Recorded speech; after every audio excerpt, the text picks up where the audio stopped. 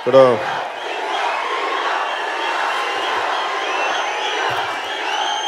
వకీల్ సాబ్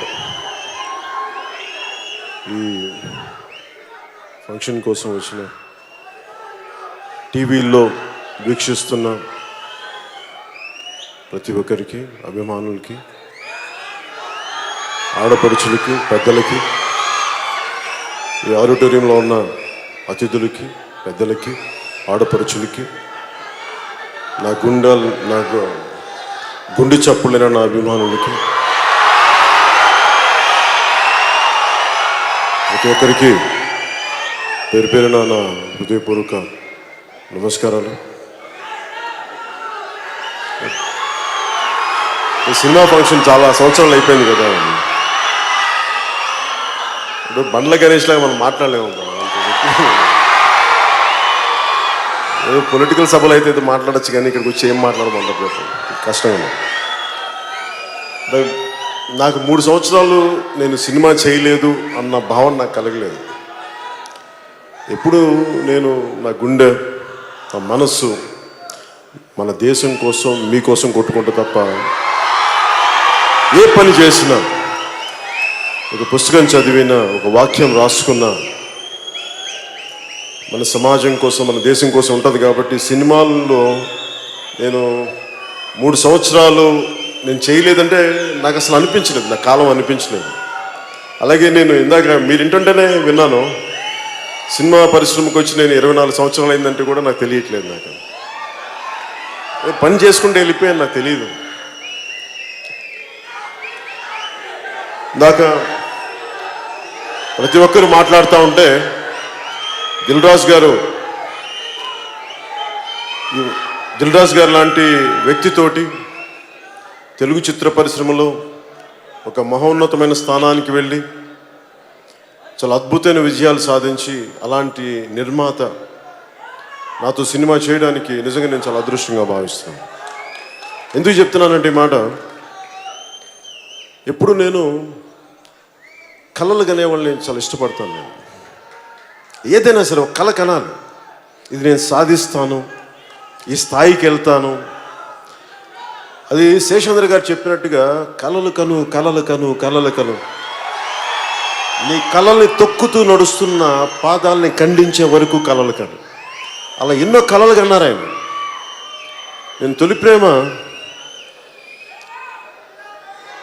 నా స్నేహితుడు ఆనంద్ సాయిని యాదాద్రి ఆర్కిటెక్ట్, ప్రతిష్టాత్మకమైన మన తెలంగాణలో యాదాద్రి ఆర్కిటెక్ట్గా ఆయన ఆధ్వర్యం రూపుదిద్దుకున్న యాదాద్రి టెంపుల్ ఆర్కిటెక్ట్ నా స్నేహితుడు ఆనంద్ సాయిని కూడా స్టేజ్ పైకి ఆహ్వానిస్తాం.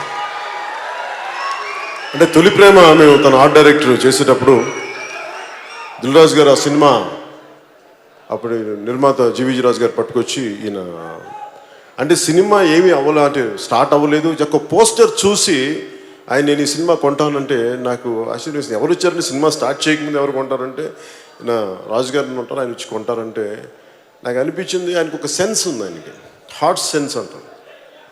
అంటే విజయం ఎక్కడ ఉందో సెన్స్ చేయగల వ్యక్తి ఆయన.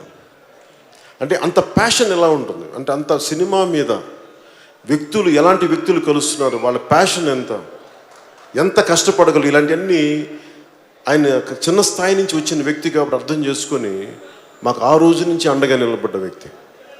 ఎన్నో సమయం నా సినిమాలన్నీ దాదాపు ఆయన డిస్ట్రిబ్యూషన్ చేసి, సినిమా చేయకూడదు అనుకోలేదు, చేయాలనుకోలేదు, ఎప్పుడు మా ఇద్దరికి కలయిక ఎప్పుడు జరగలేదు.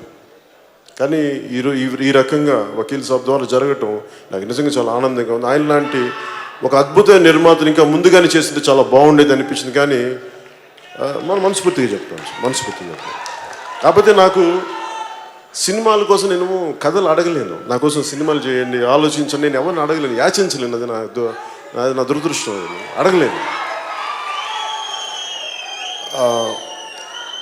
అలాగే ఇందాక వేణు శ్రీరామ్ గారు మాట్లాడుతూ, నేను ఒక టైలర్ కొడుకుని నాకు అదృష్టం వచ్చిందని నాకు ఒకటే అనిపించింది.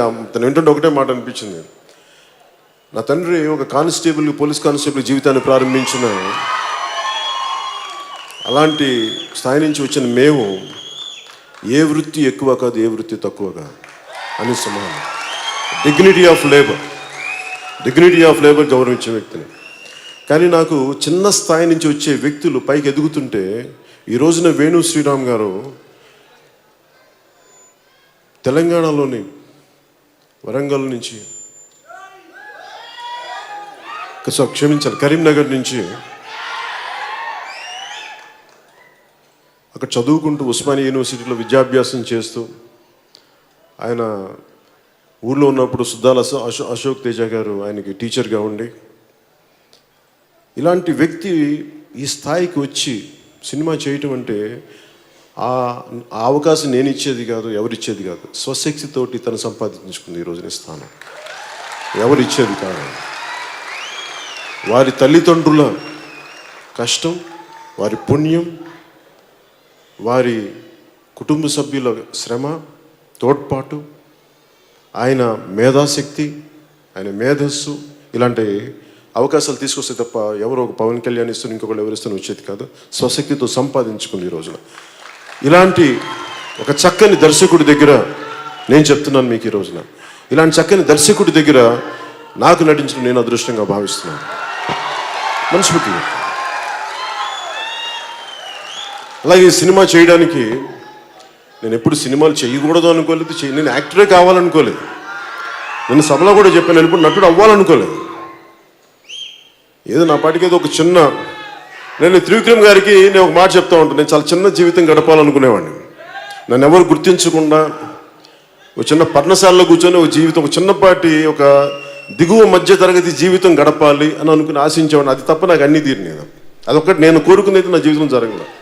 నన్ను ఎవరు గుర్తించకూడదు, నన్ను ఎవరు చూడకూడదు అనుకుంటే అది తప్ప అన్నీ జరిగింది. త్రివిక్రమ్ గారు అన్నారు, ఈ జన్మకి ఇది మర్చిపోండి, మీకు చిన్న జీవితం రాదు, మర్చిపోండి అని. ఇప్పుడు సెటిల్ అవ్వాల్సి వచ్చింది. అంటే నాకు నటుడు అవ్వాలనుకుంటే నేను అనుకోలే. కాకపోతే నేను ఏం కోరుకుంటానంటే సీఎం జరగాల, మనం కోరుకుంటే వచ్చేది కాదు. మీ గుండెల్లో స్థానం సంపాదిస్తాను నేను కలగన్నానా? నా పని నేను చేసుకుంటూ వెళ్ళిపోయాను. సమాజం కోసం, దేశం కోసం మన పని మనం చేసుకుంటూ వెళ్ళిపోతాం. అది ఉన్నతమైన స్థానం ఇచ్చిన సంతోషం. మీ గుండెల్లో మించిన ఉన్నతమైన స్థానం నాకు ఏది ఎక్కువగా, దేని ముందు మీ గుండెల్లో ఉన్న ఉన్నత స్థానం అంటే మించింది ఏది లేదు. అంతే. దాంతోపాటు ఇదేనా వస్తే చూద్దాం అంతే తప్ప నేను దానికోసం వెంపర్లాడే వ్యక్తిని కాదు. ఏమి ఆశించకుండా నేను సమాజం కోసం పనిచేసే వ్యక్తిని, సమాజ హితం కోసం పనిచేసే వ్యక్తిని. సినిమాని కూడా అనేక సందర్భాల్లో కూడా చెప్పాను. నిన్న తిరుపతి మీటింగ్లో ఏదో మాట్లాడుతూ అక్కడ నేను ఒక బాలాజీ కాలనీలో అని చెప్పి అక్కడ నేను యోగాభ్యాసం చేసేవాడిని.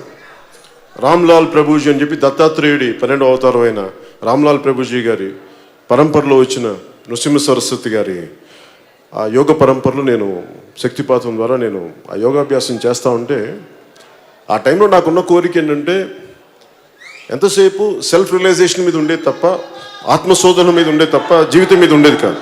అలాంటి పరిస్థితుల్లో మా అన్నయ్య చిరంజీవి గారు అన్న మాట నన్ను నటుని చేసింది. ఆయన అన్న మాటలు ఏంటంటే, నీకు చిరంజీవి గారిలా నీకు నాలాంటి అన్నయ్య ఉండి పోషించడానికి, అంటే అన్నదమ్ములు నీకు నీ మీద ఆధారపడేవారు లేరు, ఆధారపడే కుటుంబ సభ్యులు లేరు. ఇవి కాకుండా నువ్వు ఒక నటుడయ్యి ఏదో ఒక పని చేసుకొని ఇదే స్పిరిచువాలిటీ గురించి మాట్లాడగలవంటే నాకు ఆ రోజు నిజమే అనిపించింది. ఆయన ఆ రోజు అన్న మాటలు నన్ను ఈరోజు మీ ముందు ఇలా నిలబెట్టినాయి. ఆ మాటలే ఈరోజు నన్ను రాజకీయాల్లోకి తీసుకెళ్ళినాయి.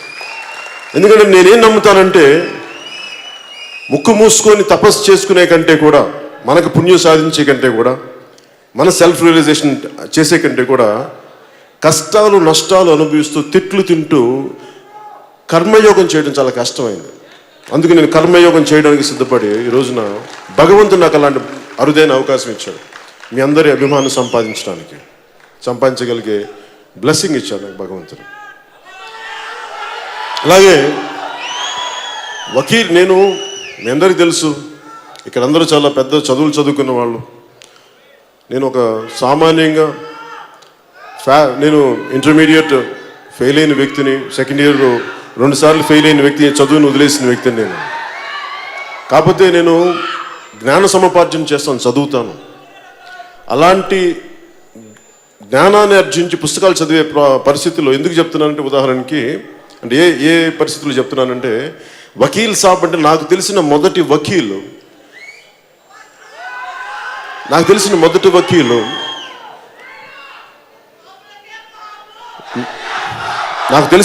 వకీలు నాని పాల్కీవాలా గారు అని చెప్పి ఎమర్జెన్సీ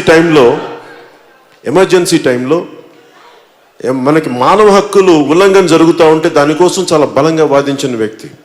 కేశవానంద భారతి మనకి ఈ కేసు మీద చాలా బలంగా వాదించిన వ్యక్తి. నాకు ఆయన స్ఫూర్తి. చిన్నప్పుడు ఎప్పుడు మా నాగబాబు గారు, మా సెకండ్ బ్రదరు, ఆయన లా చదివేటప్పుడు ఆయన ఒక నాని పాల్కీవాలా పుస్తకం చదివేవాడిని.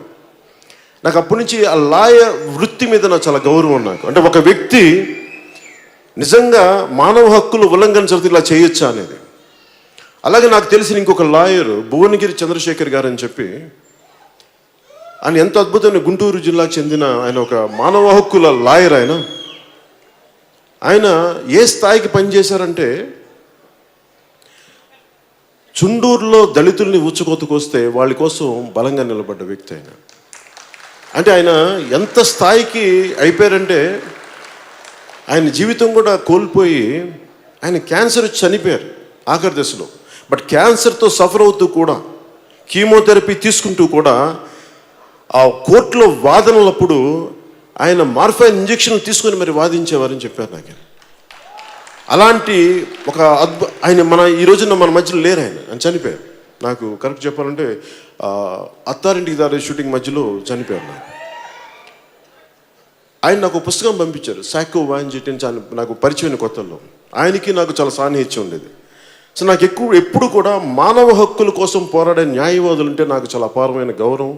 ఒక బాలగోపాల్ గారు కానీ, ఇలాగే భువనగిరి చంద్రశేఖర్ కానీ, ఒక నాని పాల్కీవాలా కానీ, అలాగే అనేక మంది ఈ న్యాయవాది వృత్తిలో ఉండి ప్రజల హక్కుల కోసం పోరాడే వ్యక్తుల మీద నాకు అపారమైన గౌరవం. అలాంటి పాత్ర నాకు ఈ వకీల్ సాబ్ ద్వారా చేయడానికి నాకు నిజంగా అదృష్టంగా ఈ పాత్ర చేయడానికి నిజంగా చాలా అదృష్టం చేసుకున్నాను అనిపించింది. ఎందుకు ఈ మాట అంటున్నానంటే, ఒకటి పింక్ సినిమా, ఇది సుజీత్ సర్కార్ వారి రైటర్స్ బృందం రాసిన ఒక అద్భుతమైన స్క్రిప్ట్ని నేను చిన్నప్పుడే నుంచి ఎవరితోనా, అంటే మీరు ఎలా ఫీల్ అవుతారో నాకు తెలుసు, మీ గుండెలో ఎలాంటి ఒక అభిమానం ఎలా, అది నేను అమితాబ్ బచ్చన్ మీద నాకుండే. అమితాబ్ బచ్చన్ గారి మీద నాకు పిచ్చి అభిమానం ఉండేది. నాకు ఆయన కోసం మీలాగా నేను గొడవలు పడిపోయేవాడిని. ఎంతెందుకు మా సొంత చిన్న మా నాగబాబుతో గొడవలు పడేవాడిని. వాళ్ళు కావాలేదు అంటే నేను గొడవ పడేవాడిని, కొట్టడానికి వెళ్ళిపోయేవాడిని. అలాంటి అమితాబ్ బచ్చన్ గారు నటించిన పాత్ర నేను చేయాలంటే అసలు నాకు మనసులో కూడా రాలేదు. చూశాను, మామూలుగా సినిమా చూసాను, చాలా బాగుంది అనుకున్నాను, కానీ ఎప్పుడు నేను సినిమాలు చేస్తాను లేదు ఏం అనుకోలేదు. అలాంటి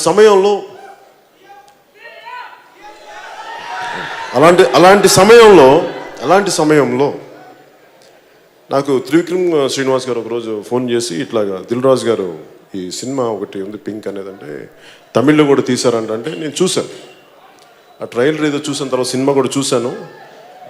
నేను సినిమా అనేది నా ప్రతి సినిమాలో కూడా సామాజిక స్పృహని ఎంతో కొంత చూపించాలని తపన పడేవాడిని. కేవలం ఎంటర్టైన్మెంటే కాదు, కొంత సామాజిక స్పృహ. అంటే సినిమా అనేది చాలా విశిష్టమైనది, అది చాలా బలమైనది. అది అలాంటి కళ ద్వారా సామాజిక స్పృహని ఎంతో కొంత మనం ఒక కాపాడుకునే ఒక అంశాలు కానీ పెట్టగలిగితే మనం కొంత సమాజానికి మేలు చేసిన వాళ్ళం అవుతామని చెప్పి ఖుషీలో కానీ ఏ సినిమాలో కానీ మా మొదటి సినిమాల నుంచి ఆ పాటల రూపంలో పెట్టడానికి అది నా ఆకాంక్ష. అది ఏదో పంచుకోవాలని ఒక తపన నన్ను అలాంటి పాటలు చేయనిచ్చేది.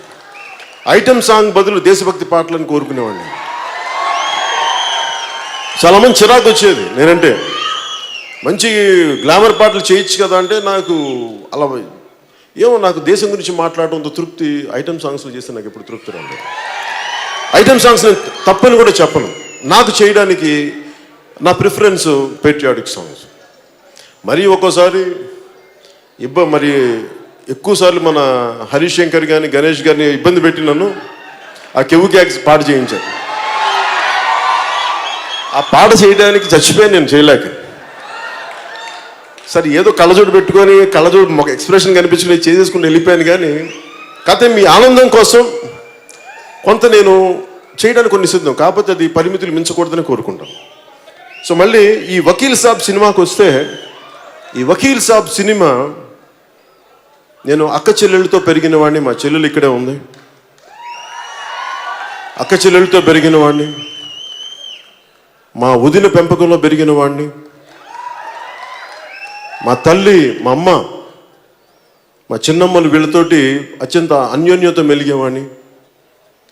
ఎక్కువ మంది నా జీవితం చుట్టూ మా పెదనాన్న పిల్లలు కానీ, నెల్లూరులో కానీ, ఎక్కడైనా సరే నేను ఆడపడుచులు, మా అక్కలు కానీ, మా పిన్నులు కానీ, మా అత్తలు కానీ నన్ను గుండెల్లో పెట్టుకుని పెట్టారు. వాళ్ళ మీద ప్రేమ.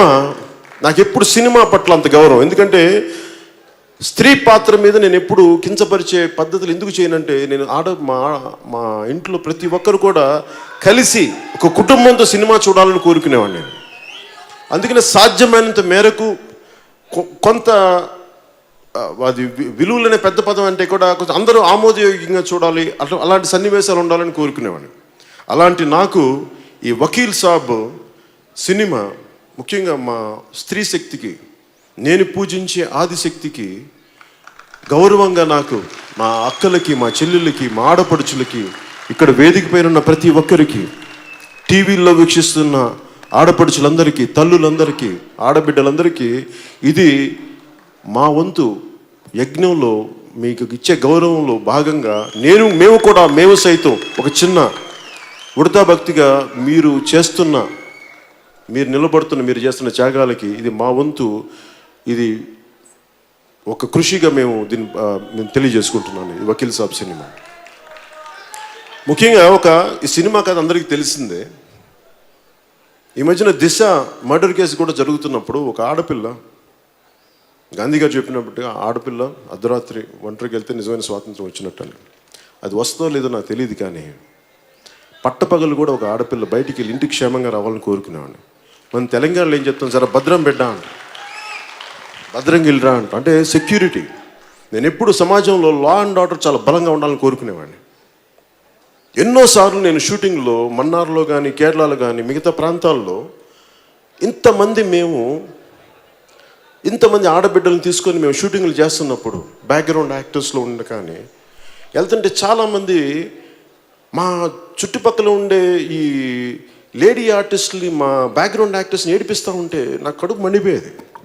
రాష్ట్రం కానీ రాష్ట్రంలో, దేశం కానీ దేశంలో కూడా ఒకసారి ఇబ్బందులు పడుతుంటే ఒక్కోసారి నేను కర్ర పట్టుకుని బయటికి వెళ్ళేవాడిని. ఎందుకంటే నేను ఆడబిడ్డలు రక్షించుకోలేని నేను సినిమా హీరోగా దేనికి ప్రయోజనం అనుకున్నాను. ఎందుకు చెప్తున్నానంటే ఆడబిడ్డల మాన ప్రాణ సంరక్షణ చాలా ముఖ్యం. ఈ దేశం బతకాలంటే భారత్ మాతాకి జై అంటే సరిపోద్దు. మన మాతల్ని, మన చెల్లెల్ని మనం కాపాడుకోలేని సమాజం మనకు ఉన్నప్పుడే మన భారత్ మాతాకి జై అనగలం తప్ప, సభల్లో భారత్ మాతాకి జై అని చెప్పి రోడ్డు మీద ఆడబిడ్డ వెళ్తా ఉంటే ఏలేస్తే మన దానికి ప్రయోజనం ఏంటి? సో ఎంతో కొంత మనదైన వంతు కృషి చేయాలి. మనకి అక్కలు ఉన్నారు, మనకి చెల్లెలు ఉన్నారు, మనకి ఆడపడుచులు ఉన్నారు. స్త్రీ లేనిదే సృష్టి లేదు. అలాంటి స్త్రీకి గౌరవం ఇవ్వకపోతే ఎట్లా? అలాంటి ఒక చక్కని అలాంటి నిస్సహాయ పరిస్థితిలో చిక్కుకున్న ముగ్గురు వర్కింగ్ ఉమెన్ కథ ఇది. వాళ్ళు వెళ్ళి ఒక చోట చిక్కుకున్నప్పుడు వాళ్ళ మీద బ్లేమ్ పడితే వాళ్ళని ఆదుకునే ఒక లాయర్ క్యారెక్టర్ చేయడం నిజంగా నాకు అదృష్టంగా భావిస్తూ ఉన్నాను. ఆ ముగ్గురు అమ్మాయిలుగా అంజలి గారు, అనన్య గారు, నివేదిత థామస్ గారు చాలా అద్భుతంగా చేశారు. చాలా అద్భుతంగా, ఫెంటాస్టిక్, బ్రిలియంట్ పెర్ఫార్మెన్సెస్ చేశారు.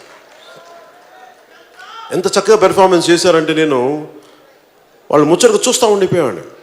సో వాళ్ళు నేను చేయగలిగేది అలాంటి సీన్స్ ఎలా చేశారో, ముఖ్యంగా వేణు శ్రీరామ్ గారు కానీ లేదంటే వినోద్ గారు కానీ అన్ని సినిమాల్లో లాగా 2 డైలాగులు చెప్పి కట్టను కాదు, ఎంటైర్ సీన్. ఒక కోర్ట్ రూమ్ అంటే ఎంటైర్ సీను 6 కెమెరాలు పెట్టేసి ఒక నిజ జీవితంలో ఎలా వాదోపవాదాలు ఎలా జరుగుతాయి అలా చేసాం. ఇది కొంచెం నేను అన్ని సినిమాల కంటే కొంచెం ఎక్కువగా కష్టపడ్డాను ఈ సినిమా. ఎందుకంటే డైలాగులు నేర్చుకోవడానికి. సినిమా వదిలేసి కూడా మీరు చెప్పిన ఇందాక అందరూ చెప్తుంటే చాలా సంవత్సరాలు అయిపోయింది కాబట్టి కొంచెం డైలాగులు చెప్తుంటే మొత్తం డైలాగులు రాక కొంచెం భయం వేసింది. అందులో కొంచెం ఒళ్ళు దగ్గర పెట్టుకుని చేశాను ఈ సినిమా. ఇప్పుడు ఒళ్ళు దగ్గర పెట్టుకొని చేస్తాను, ఈ సినిమా మరింత ఒళ్ళు దగ్గర పెట్టుకోను. ఇలాంటి సినిమాకి ముఖ్యంగా ప్రతివాదు లాయర్గా ప్రకాష్ రాజ్ గారు నటించడం చాలా వన్నె తెచ్చింది ఈ సినిమాకి. అంటే ఎందుకు మన వేణు గారు ఎందుకు నందా పెట్టారంటే మనకి బద్రీలో ఉన్నది బాగుంటుంది అంటే నాకు ఫైన్ సంతోషం అనిపించింది. అండ్ నిజంగా చెప్పాలంటే ప్రకాష్ రాజ్ గారు ఉండటం వల్ల నిజంగా ఒకసారి ఒక బలమైన నటుడు మనకి ఎదురుగా ఉంటే పెర్ఫార్మెన్స్ బెటర్ అవుతుంది. అలాగా నా పెర్ఫార్మెన్స్ బాగుండాలి ఎన్ని చేయాలంటే దానికోసం కొన్ని ప్రత్యేకంగా దృష్టి పెట్టి దిల్ రాజు గారు ప్రకాష్ రాజ్ గారిని తీసుకురావడం నిజంగా ఆయనకి మనస్ఫూర్తిగా నేను ధన్యవాదాలు తెలియజేసుకున్నాను. అలాగే ప్రకాష్ రాజ్ గారికి నాకు కూడా మేము పొలిటికల్గా విభిన్నమైన దారుల్లో ఉండొచ్చాము, కానీ సినిమా పరంగా వచ్చేటికి మేమందరం ఒకటే. మేము ఆ మధ్యన ఛానల్స్లో కూడా నేను ఏదన్నా మాట్లాడితే నాకేం ఇబ్బంది ఏమి ఉండదు, అది ఆయన అభిప్రాయం, నేను గౌరవిస్తాను. కానీ సినిమా పరంగా వచ్చినప్పుడు మటుకు నాకు చాలా ఇష్టమైనటువంటి ప్రకాష్ రాజ్ గారు, చాలా ఇష్టమైనటువంటి గొప్ప నటుడు. అంటే మనకి హీరో ఒక పాత్రని ఎలా కాంప్లిమెంట్ చేయాలో బాగా గొప్పగా తెలిసిన ఒక బలమైన నటుడు. నిజంగా తెలుగు పరిశ్రమకి అలాంటి గొప్ప నటుడు ఉండటం మన అదృష్టం. అలాంటి గొప్ప నటుడితో నటించే అవకాశం కూడా నాకు ఈ సినిమా ద్వారా రావటం సుస్వాగతం. జల్సా తర్వాత నాకు ఈ సినిమా ద్వారా రావటం నిజంగా నాకు గుడుమ శంకర్ లేరు కదా, ఓకే బద్రి సరే చాలా అదృష్టంగా భావిస్తాను. అలాగే తమన్ మీ గురించి మాట్లాడుతూ, తమన్ నాకు ఏ మేరా జహా అనే పాటకి నేను మణిశర్మ గారిని ఫీడింగ్ చేసేవాడిని. నాకు మంచి పాట కావాలి, దేశభక్తి పాట కావాలి, మా జనం ఊగిపోవాలి, మా కుర్రాళ్ళు ఊగిపోవాలి, మా యువత ఊగిపోవాలి, మా ఆడపడుచులకి ధైర్యం రావాలి అంటే ఏదో మాట్లాడతావా మాకు అర్థం కాదని చెప్తే పాపం ఏదో అప్పటికి మనం తమన్ను కీబోర్డ్ ప్లేయర్, సో ఆయన కూర్చోబెట్టి మాకు చిన్న ఏదో చెప్పి ఇలా చెయ్యండి, తమన్ను ఒక చిన్న ఏదో బీజంలో ఒక బీట్ పట్టుకొస్తే నాకు ఇలా ఈ పాట కావాలి అంటే ఆ వేరే పాటలు నా బీట్ని తీసుకొని ఏ మేరా జహా తీసుకుని దానికి ఆ రోజు మణిశంకర్ గారు మణిశర్మ గారు చేయించింది తమన్ గారి ద్వారా చేయించాను. అలాగే గుడుమ శంకర్లో కూడా నాకు ఇందాక పరిచయమైనట్టుగా నాకు ఇలాంటి పాట కావాలంటే వెంటనే చేయించిన వ్యక్తి. సో ఆ రోజు నుంచి నాకు తెలిసి చాలా అద్భుతమైన ప్రతిభ పాట వాళ్ళు ఉన్న వ్యక్తి. అలాంటి వ్యక్తి ఈ రోజున నాకు మొట్టమొదటిసారిగా వకీల్ సాబ్ చేయటం నిజంగా నేను చాలా అదృష్టంగా భావిస్తాను. చాలా చక్కని సంగీతం అందించాను. అంటే నేను ఏం కోరుకుంటా, ఇంతమంది ఇష్టపడి ప్రేమించి ఒక సినిమాకి శక్తి ధారపోస్తే అది జనాలకి గుండెల్లోకి వెళ్ళిపోతుంది ఆ సినిమా. అలాంటి సినిమా అవ్వాలని నేను మనస్ఫూర్తిగా, ప్రతి ఒక్కరికి వారి సినిమా చాలా ముఖ్యం, ప్రతి ఒక్కరికి వారి సినిమా చాలా ముఖ్యం. ఈ సినిమా కూడా అందరిలాగే మేము కూడా, నేను ఎప్పుడు కూడా నా సినిమాని బాగుంది అద్భుతాలు సృష్టిస్తానని చెప్పలేను. మా వంతు కృషి మేము చాలా బాగా చేసాం. మా చేతిలో ఉన్నంత వరకు అందరం చాలా ఒళ్ళు దగ్గర పెట్టుకొని చాలా బాధ్యతతో చేసాం. ఎంత బాగుంటుంది, ఎంత విజయం సాధిస్తుంది అనేది మీ చేతుల్లో పెడుతున్నాం. అది మీరు మీ ఆశీర్వాద బలం అది. అందుకని అది ఇది 9th ఏప్రిల్ 9th రిలీజ్ అవబోతా ఉంది. సో దీనికి అద్భుతంగా చేయాలి. అలాగే వినోద్ గారి ఫోటోగ్రఫీ నాకు నిజంగా చాలా అద్భుతంగా అనిపించింది. అంటే ఒక 6 కెమెరాలు పెట్టేటప్పుడు లైటింగ్ చాలా కష్టం. అలాంటి లైటింగ్ని ఆయన చాలా ప్రతిభావంతంగా, శ్రమ పడకుండా, ఆర్టిస్టులు ఇబ్బంది పెట్టకుండా చాలా అద్భుతంగా ఆయన తీర్చిదిద్దిన ఫోటోగ్రఫీ మనస్ఫూర్తిగా వారికి నా ధన్యవాదాలు. అలాగే ప్రత్యేకంగా కళాదర్శులు రాజీవన్ గారికి మనస్ఫూర్తిగా నా కృతజ్ఞతలు తెలియజేసుకుంటా ఉన్నాను.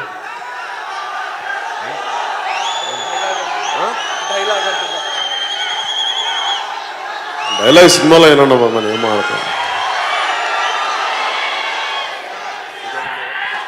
అలాగే అనన్య గారు కానీ, అంజలి గారు కానీ, ఇక్కడ నివేదిత థామస్ గారు లేనట్టున్నారు. అలాగే వీళ్ళందరూ కూడా, సుమిత్ కానీ, వీళ్ళందరూ చాలా అద్భుతంగా వారి పాత్రల్లో అద్భుతంగా నటించిన వ్యక్తులు వీళ్ళందరూ. వారికి కూడా మనస్ఫూర్తిగా నా ధన్యవాదాలు తెలియజేస్తున్నాను పేరు పేరున మీ అందరికీ.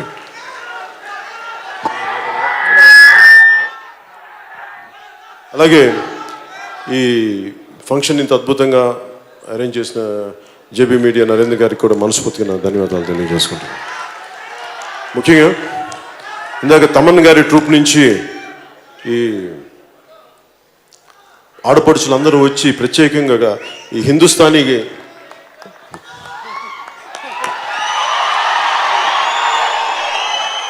వారందరికీ కూడా మనస్ఫూర్తిగా నా ధన్యవాదాలు తెలుపుకుంటా ఉన్నాను. నేను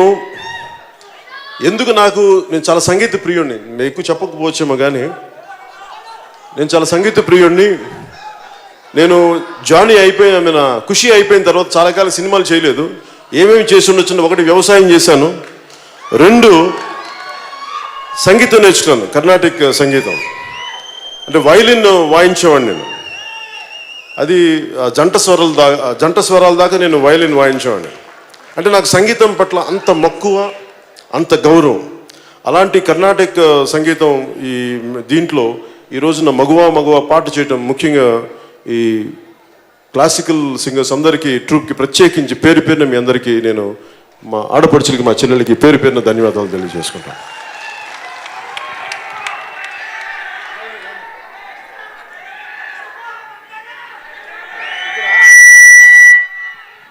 అలాగే శివమణి గారు నా అభిమాని. అంటే నేనంటే ఇంత ఇష్టం అని నాకు తెలియలేదు ఇప్పుడు దాకా. నన్ను పిలిచి డ్రమ్స్ వాయించే వరకు నాకు శివమణి గారు అంటే నిజంగా నాకు తెలీదు. ఈయన సాక్షాత్తు శివస్వరూపం. ఆయన శివుడి ఢమరకం ఎలా ఉద్భవిస్తో తెలియదు కానీ ఈయన చూస్తే ఆ శివనాథం అణువున ఈయన అణువు మొత్తం బయటకు వస్తూ ఉంటుంది, ఉద్భవిస్తూ ఉంటుంది. ఆ శివస్వరూపానికి, ఆ సరస్వతి స్వరూపానికి మనస్ఫూర్తిగా మీ అందరి తరపున నేను ధన్యవాదాలు తెలుపుకుంటాను. ఇందాక ఆయన ఇచ్చినట్టు 2 కర్రలు పెట్టి కొట్టమంటే శివస్వరూపాన్ని వ్యక్తి పక్కన కూర్చొని మనం ఏం కొట్టం, సరస్వతిని అవమానించకూడదు. మనకు తెలియదని పక్కకు వచ్చి మీరే వాయించని చెప్పాలి. సో నేను ఆయన మీద గౌరవంతో ఏదో సరదాగా ఆలోచించేది కాదు, చేసేది కాదు, చాలా బాధ్యత చేయాల్సింది. అలాగే ప్రత్యేకించి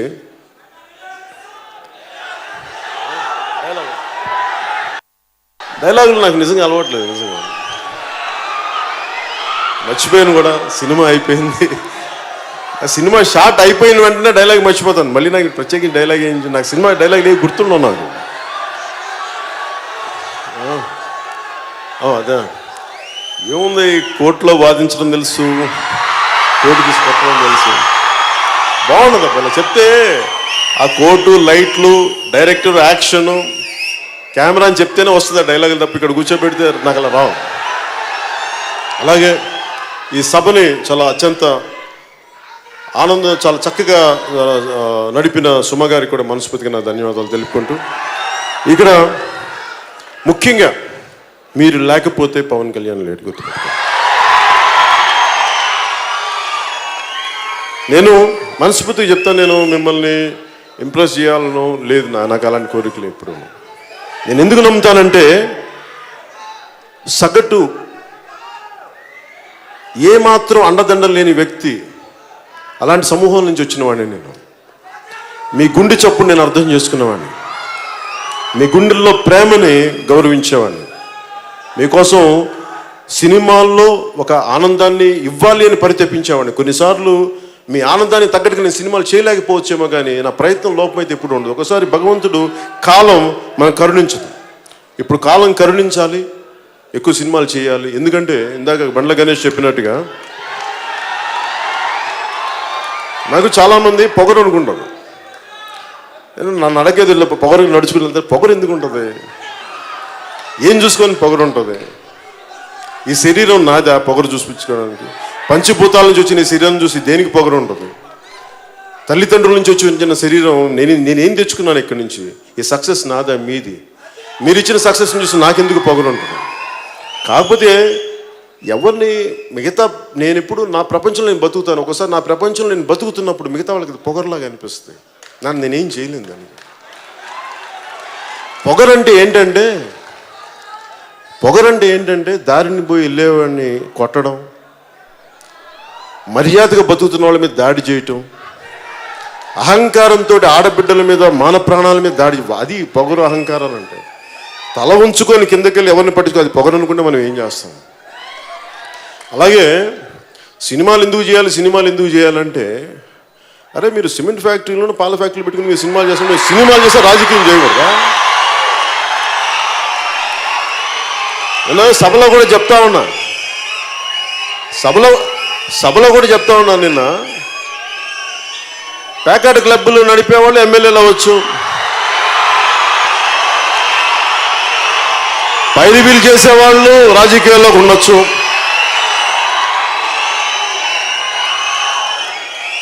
అసలు రాజకీయాల్లో చేసే వాళ్ళకి అత్యంత జీతం వచ్చేది ప్రధానమంత్రి గారికి 4 లక్షలు ఎంతో వస్తుంట. చీఫ్ మినిస్టర్కి 1.5 lakh అండి మన శాలరీ అంతే. మరి 1.5 లక్ష 4 లక్షలు వచ్చే ఒక లక్ష లోపు వచ్చే ఎమ్మెల్యే పదవికి ఎందుకంత తప్పని పడిపోతారు? అంటే నేను ఒకటే చెప్పాను, సినిమాలు నేను అవినీతి చేయకుండా ఉండడానికి నేను సినిమాలు చేస్తున్నాను.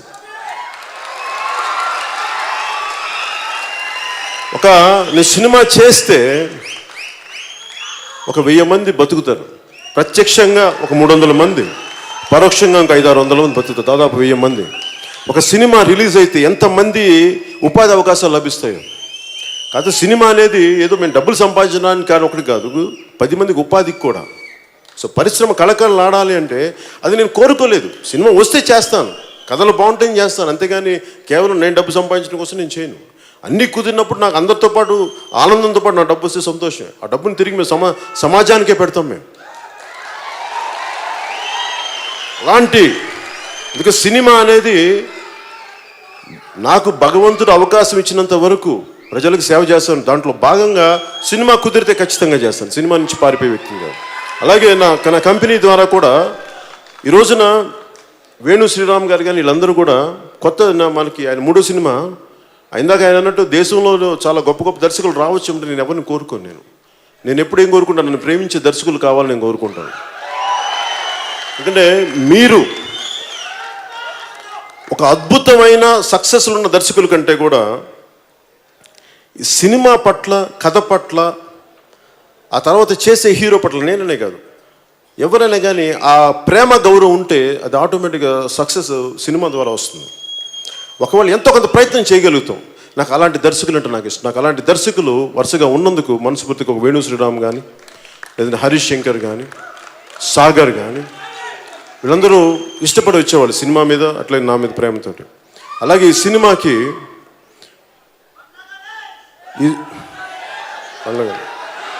బండ్ల గణేష్ మొత్తం స్పాయిల్ చేస్తాడు ఆయన ఎంతో. అలాగే నేను గౌరవం ఇచ్చి ఇక్కడ ఈ సభలో లేకపోయినప్పటికీ కొన్ని ప్రత్యేక రాలేకపోయారు ఆయన త్రివిక్రమ్ శ్రీనివాస్ గారు. మనస్ఫూర్తిగా నాకు ఈ సినిమా చేయడానికి మూలకారకులైన త్రివిక్రమ్ శ్రీనివాస్ గారికి, దాన్ని ముందుకు తీసుకొచ్చిన ఈరోజు వాస్తవం చేసిన దిల్ రాజు గారికి, దీన్ని తెరకెక్కించిన వేణు శ్రీరామ్ గారికి, ప్రతి ఒక్కరికి నేను రుణపడి ఉంటాను. మీ అందరికీ నా హృదయపూర్వక ధన్యవాదాలు. మీ అందరికీ పేరు పేరున ధన్యవాదాలు తెలుపుకుంటూ, భవిష్యత్తులో మీ అందరికీ సినిమా ఆనందం కలిగజేయాలి, బాధ్యత పెంచాలని మనస్ఫూర్తి కోరుకుంటూ సెలవు తీసుకున్నాను. జై హింద్.